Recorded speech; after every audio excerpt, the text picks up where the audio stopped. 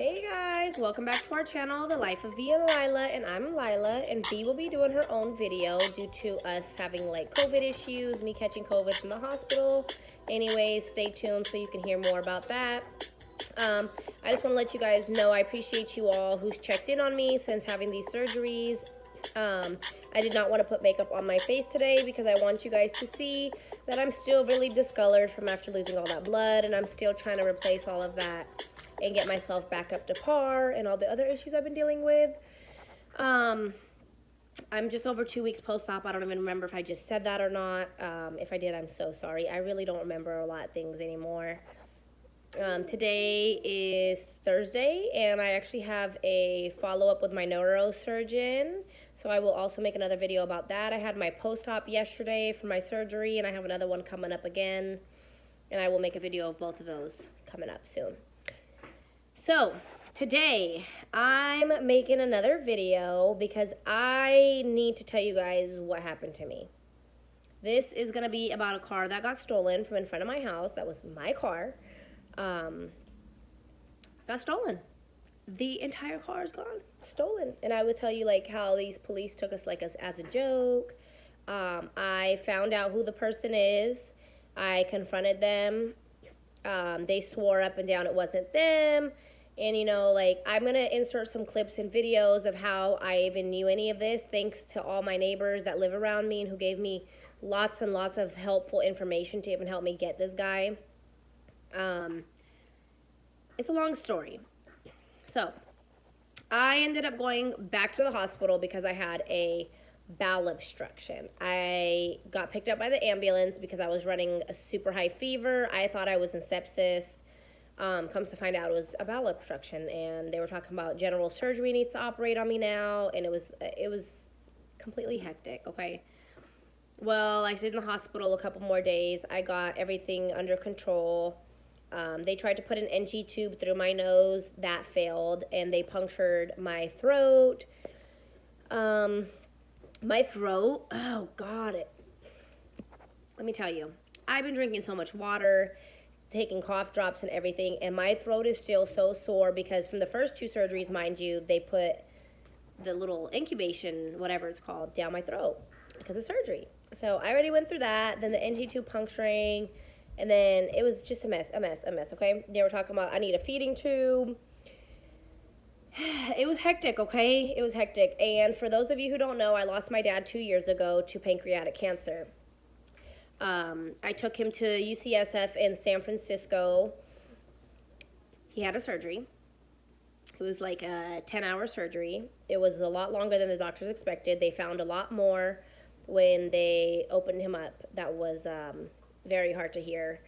Well, long story short, 2 weeks after his surgery, he ended up going back to the hospital, and he ended up dying because he was internally bleeding, and he didn't know until it was too late. So moral of the story, I guess, is everything happens for a reason, but it's really weird. So I've always wondered, like, what my dad went through, how it felt. Like, was he okay? Was it painful? You know, like, just wondering, because it was my dad, and, you know, we were really close, and I love him, and I miss him. How unfortunate that I go through the same situation as my dad 2 years later. Funny thing is, he went to the hospital on the 19th. He died the 20th. The 19th is when I went in and I had surgery, and I had another surgery, and I woke up from my last surgery the day that he died at the exact same time that he passed away on the 20th.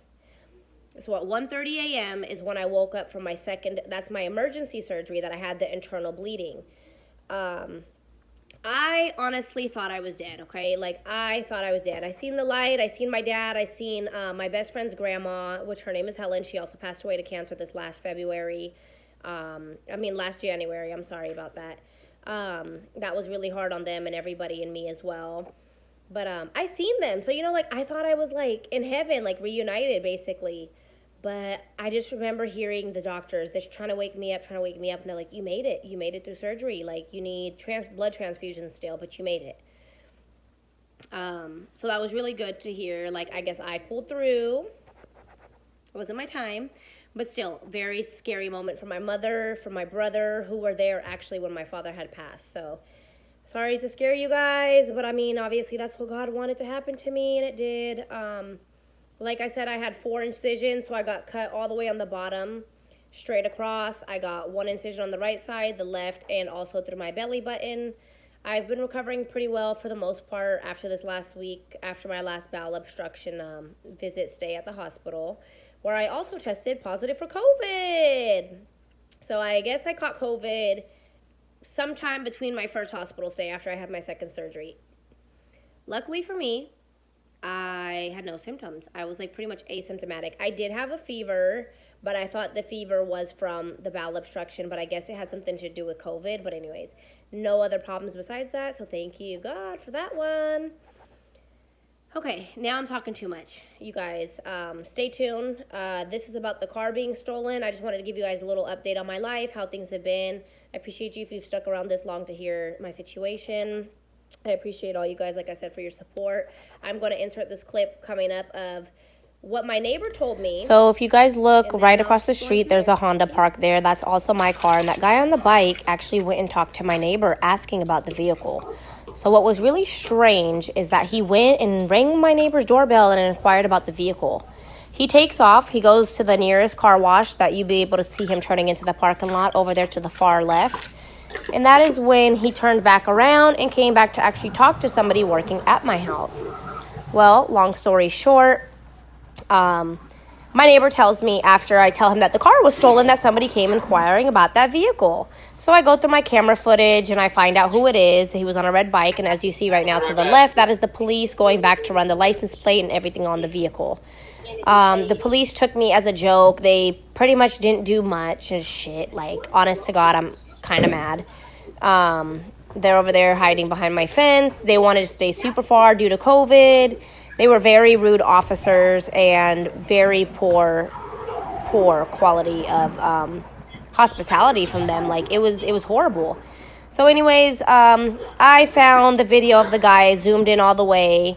I will try to put in another clip of me zooming in for you guys, but he admitted to it. Like, I went, I found out where his house was and everything. Alright guys, as you can see, that is the end of the video. I hope you guys liked and enjoyed this video, and such an unfortunate situation for me to go through what I've went through, and prior to that, my car being tire slashed and the whole situation, and now a car stolen from me. So that's how my 22's been going. How about you guys? Drop in the comments below how your 2022's been going and what you think about mine so far, because I've gone through a lot. Me and Veronica will be filming soon. Back in action. Like I said, smash that like button, comment, and subscribe. Love you. Thank you for all the support, and catch me next time. Alright guys, sorry for talking so much, but I just wanted to add to that voiceover because I felt like I was just talking so fast. After the car had got stolen and I seen it the next morning, I went and asked my neighbor if he seen anything, and he did say the day prior that somebody came ringing his doorbell on a red bike and asked him about the vehicle. And I obviously went through my surveillance and checked all the cameras, and then eventually found out who it was. I'm not going to state no names for my safety and for court and everything else. But I was a little detective. One of my neighbors, his name is Rick. He was like, "You are like a little detective." I was like, "Of course." I searched for 2 days. I was showing people videos. I knew who it was, but I wanted like confirmation before I actually like went on their property and like talked to them and everything. So long story short, we did go, we talked to the guy. You know, he was like, "Man, you guys told me it wasn't your car, da da da da." So you did do it because you thought it wasn't our car. But it's a long story. I just want to let you guys know, you guys need to be safe out there, because you can't trust anybody, even your own neighbors. Like, this guy lives like 10 houses down from me, and he's known me. He knew my dad. He knows my family, and we still got robbed by him. He took a car, and I gave him a chance. You know, it's like, the police are gonna come back, and you know, we're gonna talk to them, and we're gonna tell them you and everything. And I gave him a chance, you know, like, if you want to bring it back. But honestly, like, I think the car is completely gone. It's in a chop shop. It's sold already for parts, whatever it might have been. It's just an unfortunate situation. So that's all I wanted to add. But thank you guys for watching. Stay safe, and we love you. Bye. I'm actually about to head out. I gotta hurry up and go get ready because I gotta go see my neurosurgeon because this girl needs an MRI.